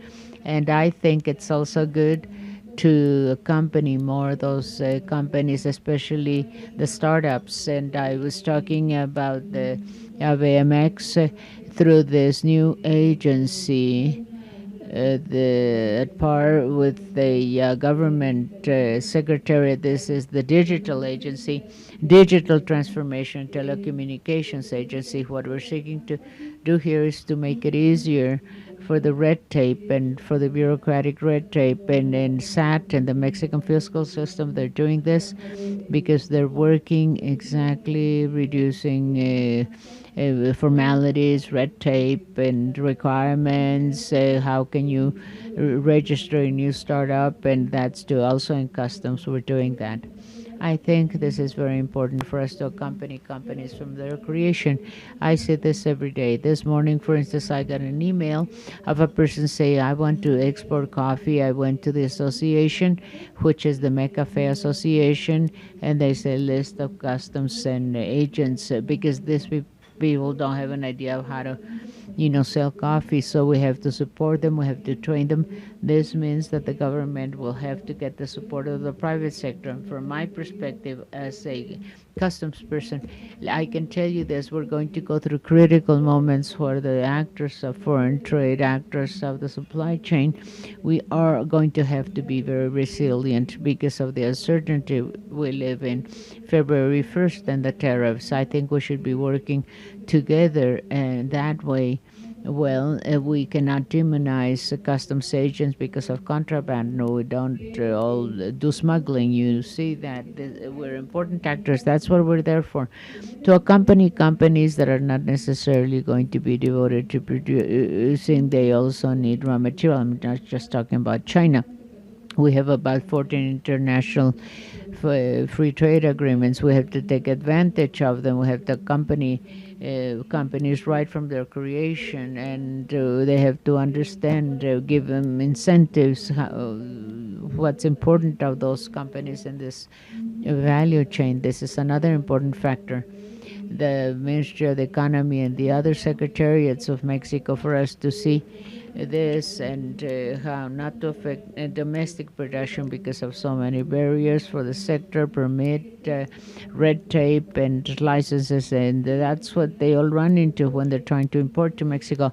That's concretely supporting them from the beginning, giving them training how to import, how to export, and everything going to be facing what freight companies they need so that they can understand the supply chain very clearly. We have to explain it to them.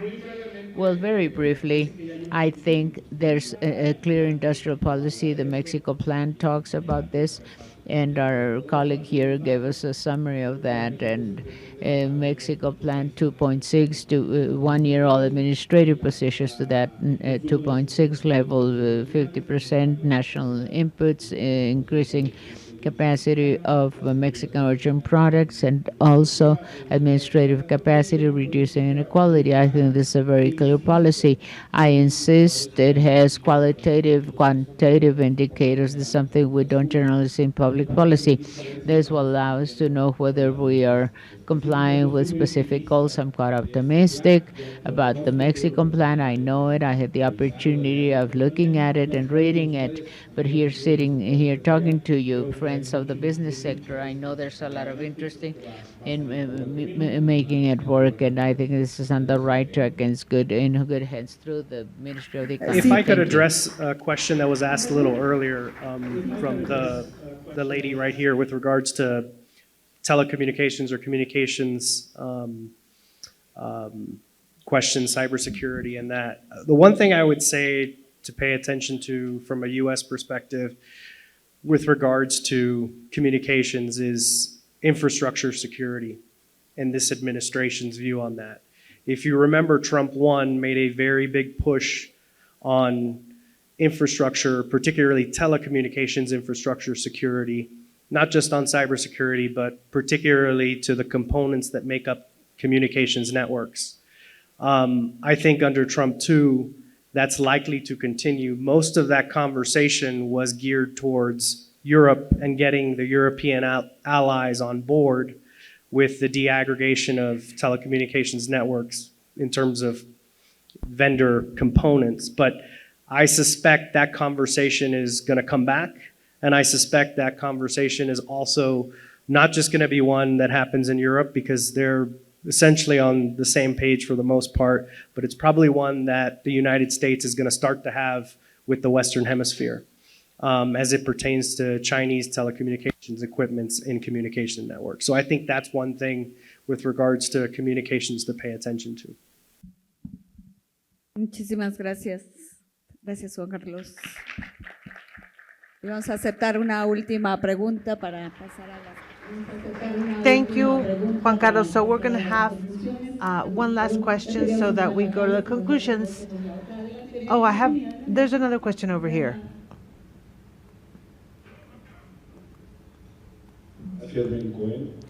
Thank you. My name is Benny Cohen. I see that we have secretaries. We know that the economy is in favor of companies. I'm a former textile company owner. So with the tariffs on the Chinese economy came late. 70% of the companies were in bankrupt. There's a potential, respectfully, I know you are friends because you have proven to be that. We do have a challenge. Of course there's a challenge. Our friends in the north are strong. We have to be mindful of them, but it's true. And I want to ask this again. The companies are not convinced. The top tier speaks, politics are okay. Don't you think that the judicial reform affects the trust?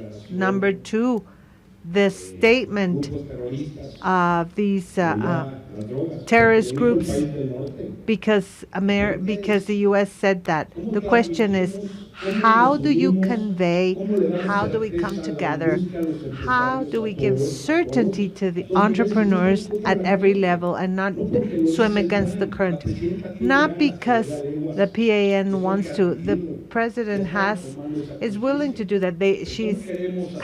She's aware of that. But how do you think all the companies, small, medium, and large size company can come together? We need one factor, which is the trust. In Mexico, there are great companies, and Americans know that. As the senator said, you go back to a company and it's going to take 2 or 3 years. Companies are not easy to create. We have them, and in Mexico we have incredible strength. We may not even know it, but what do we do, Secretary, respectfully, so that together we can face that challenge? Because we're all waiting to see what's going to happen when there are good ideas, the president has good intentions, but how do you convey that? The truth is that, that's not the truth we are living. How do we convey that so that it trickles down to everyone? Well, I think the plan or the way to do it is a pro-company, pro-private sector plan to bring together public and private efforts where there is an industrial policy, there's a cross-sectional policy so that the economy is more competitive. And there is a plan of an industrial policy that is horizontal in sectors, in traditional sectors, in more technological sectors, in the agro-industrial sector, in order to bring these efforts together to achieve that. I think it's the way to do it. Even the president said the plan is not finished. I even thought that someone made a mistake, but no. Indeed, we have to do many things. We need everybody's efforts, and it has to do with many things. Aligning study plans to what the company needs, and also the administrative simplification. It has to do with, we want the development bank to finance small and medium-sized companies. This is something we don't do properly, and it has to do with making the difference. I mean, it's about knowing what trade do we not want, who sells things at subsidized prices. It has to do with having or continuing with a commercial relationship that we want with North America. We want these things to continue. And I think the Plan Mexico has that advantage. It is a plan that appeals to the fact that the private sector is considered. It's not against it. It's in favor of the private sector. Our last question. Good morning. Thank you for inviting me. My name is Alberto Diaz Quiñones. I'm the chairman of the Mexican Association of Acero Pública. In this discussion, how do you include the health policy? I want to ask if there's a negotiation team. Is there a next room or a room next door in terms of health? The question seems simple, but it has to be detailed. As a country, we have commitments before the WHO, the UN. We have to fulfill the basic needs given the international health regulations. We have an agreement in terms of pandemics, and the question is, how do we solve these needs? Not just access to drugs or to vaccines, but to share strains, to share genetic materials for production, or to develop diagnostic systems. The question is, how do you include the health policy in this discussion? Or is it included?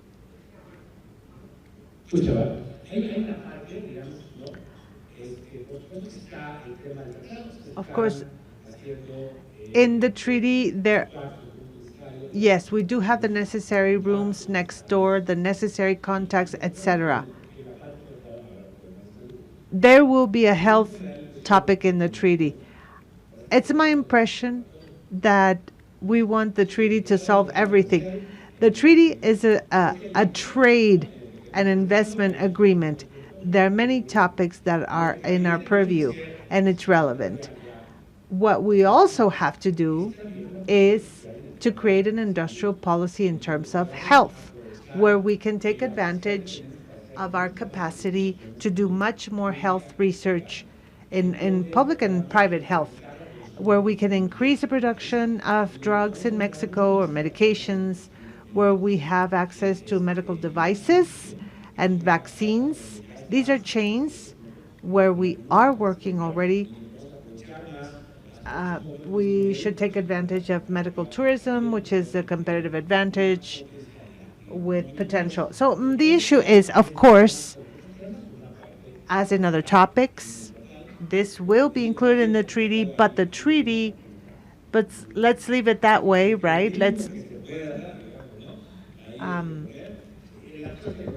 In technology, there are things that have changed, and we have to work in creating industrial policies, sector policies, smart policies, hand in hand with the private sector, taking advantage of these competitive advantages.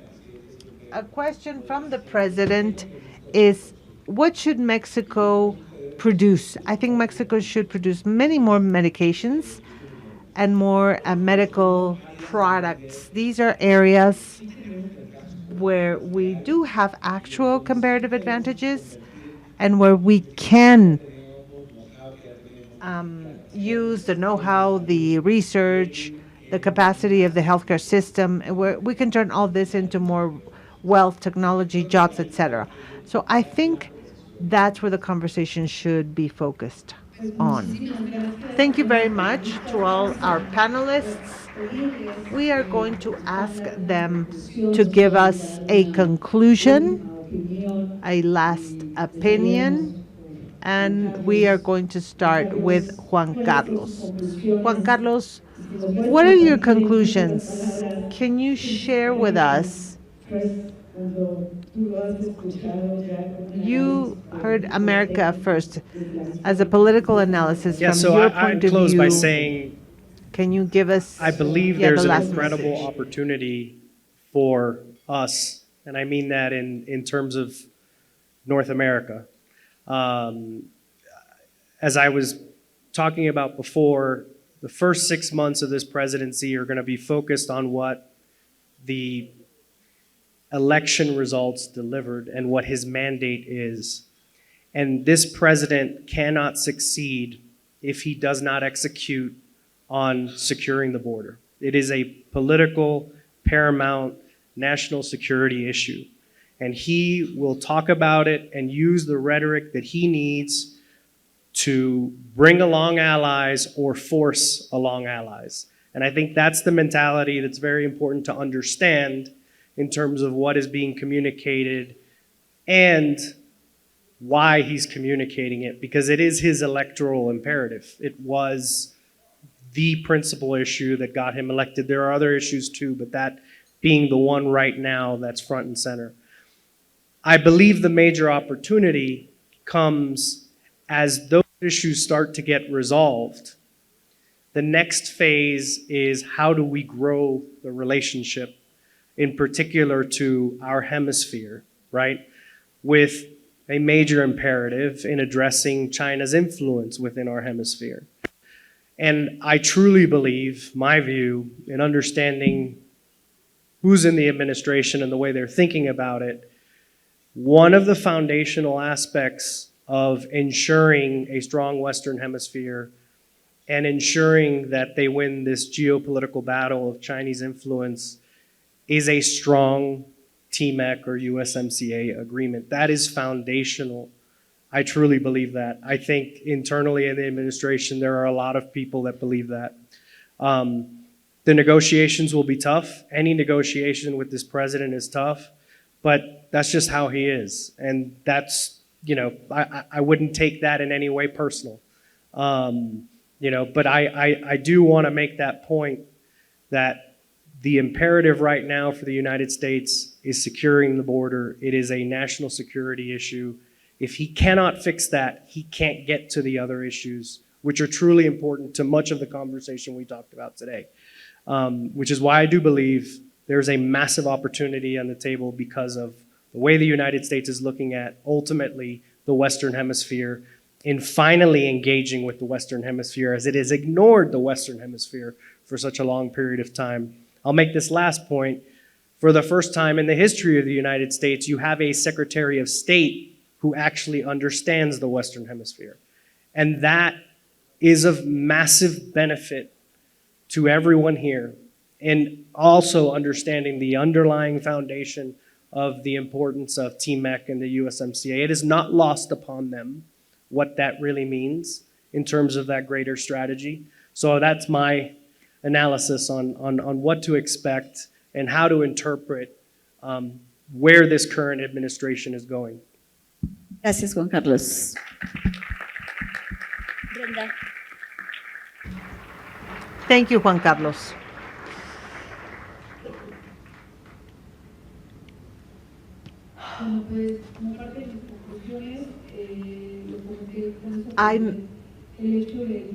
The fact we should get rid of the idea that Mexico is cheap labor.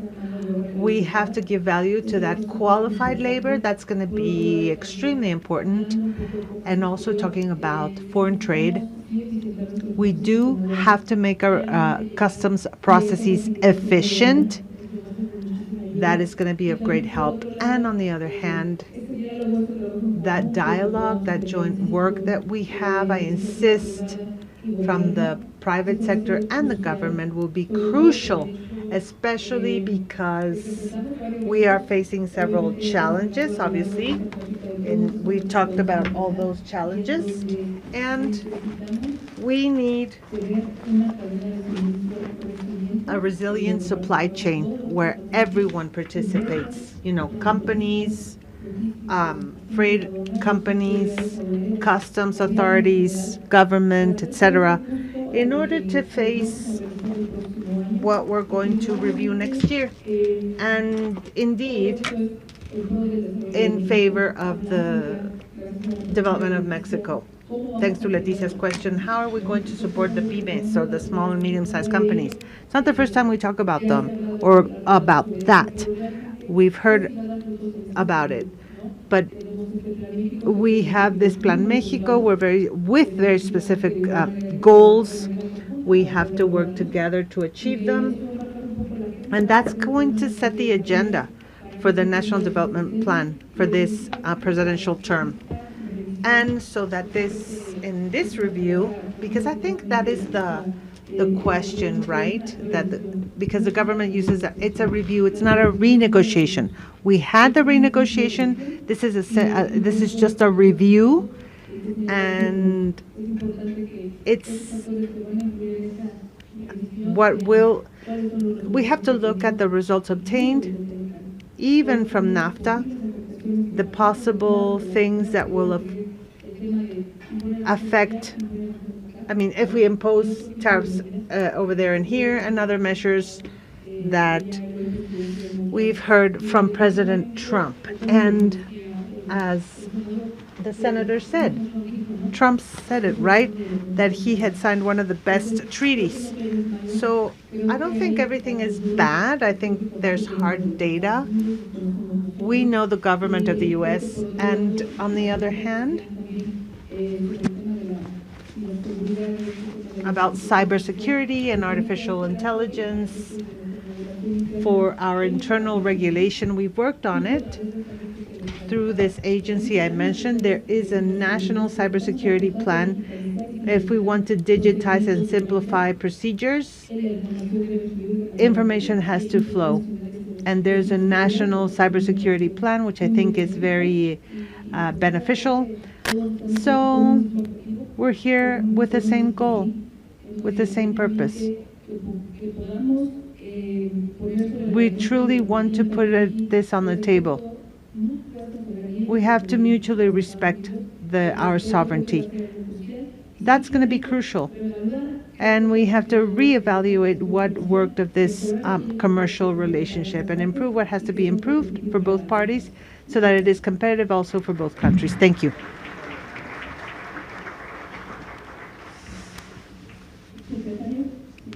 Secretary. Thank you. We have the opportunity to continue to work with the U.S.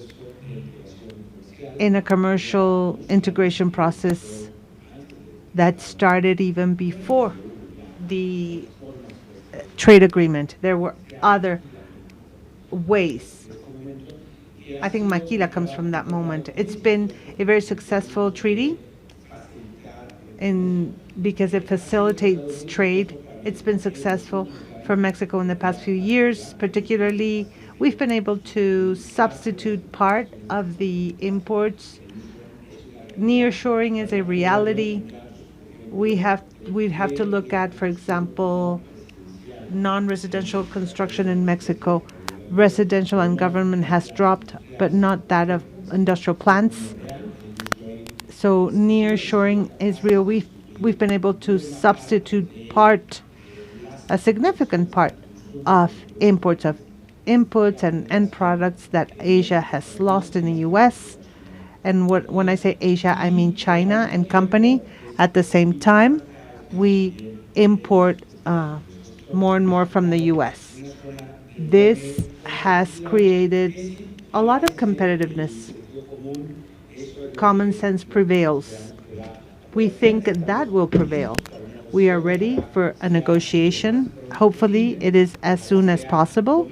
Hopefully, it is similar to the treaty we have, because this is a treaty that has proven to be resilient and successful. There are two things we have to solve. That's why the Plan Mexico is here. That will not be solved by the treaty. The small and medium-sized companies will not be solved by the treaty. There are several things. We will be able to solve that if we find a better financial system, if we provide appropriate support, if we can absorb technology, if we can create value chains between the pymes and the higher value companies, technological value companies, and we can use the U.S. for that. We can use the chain of microprocessors, the medical supplies. We can also work with U.S. universities. We can have more processes that are not necessarily commercial. And in terms of security, with the data I gave you, we can prove that we are collaborating strongly in security. And we would like, this is a claim, we would like the U.S. to collaborate with us in the weapons that come to Mexico, and these are the main cause of insecurity at those levels in Mexico. Thank you. So for closing, our dear Senator, please. Thank you. First of all, I'd like to thank the panelists. Number two, we have to understand that we are before a geopolitical phenomenon. It's not just the U.S., Mexico, Canada, and the USMCA. This is a statement of a new geopolitical vision in the world. I think it's a huge opportunity for us, going from commercial partners to strategic partners. The commercial war with China is present, and we are going to go into a stage that is going to be difficult with statements. What's important is to be calm. We have to be calm indeed. We are in good hands. The President has a clear and specific plan for this review, the Secretary of the Economy, the Senate as well. So we have to be calm. In any commercial negotiation, when you increase the price of a product, the clients say, they're pretty upset, but you have to review a treaty that has been good for that has improved the three countries, that has been beneficial for the three countries. So in conclusion, let's be calm. I am very optimistic from what I lived in Washington, but because we're in good hands and understanding that we're not in a rush, we just have to be patient and prudent. And once again, thank you for the invitation, Angeles. Thanks, everyone.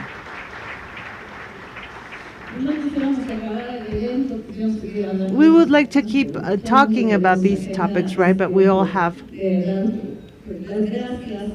work to do.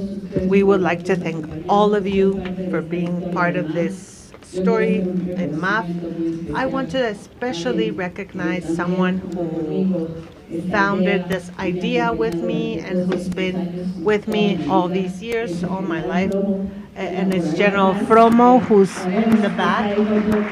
We know he is, also my mom is here also. They are my engine. They have been a partner of this company. So thanks to all of you. We want to see if the results of the survey are ready. If not, we will publish them. But the purpose here is to create this, or to have this dialogue for all of you, so that we can be at peace, we can be calm to co-create this future together. This negotiation is a step, as was said. We still have a long way to go. Thank you, Mr. Secretary. Greetings, Assistant Secretary. Greetings to the Secretary. Thank you for giving us this peaceful message. Senator, we know you're going to have a lot of work in the next few months, but we will be supporting you And Brenda, thank you for always being part of this team. And Juan Carlos, welcome to Mexico and thank you for working with us in this alliance. Out of curiosity, what did you say in these questions?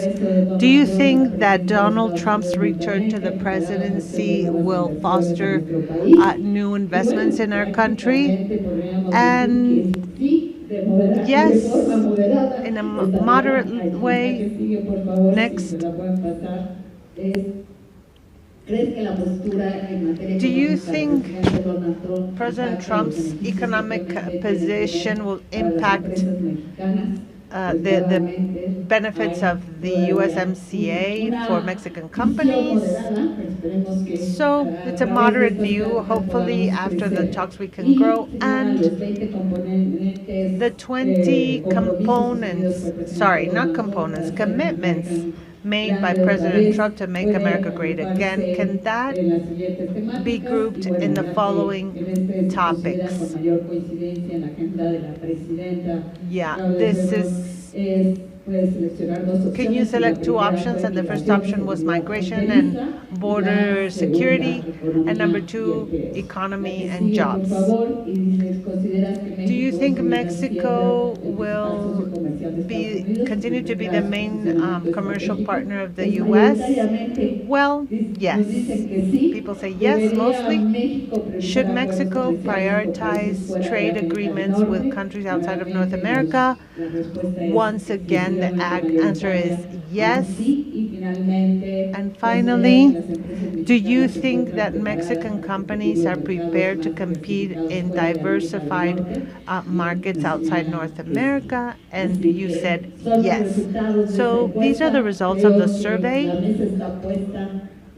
I think the willingness to grow as a country and create well-being is here. We have two captains of a ship that will control the direction to lead the countries to this common well-being. Thank you all for being here and welcome to MAF. I want to thank the production, Petri, as a strategic partner, and the MAF staff that helped us make this event a reality. Thank you very much and good morning.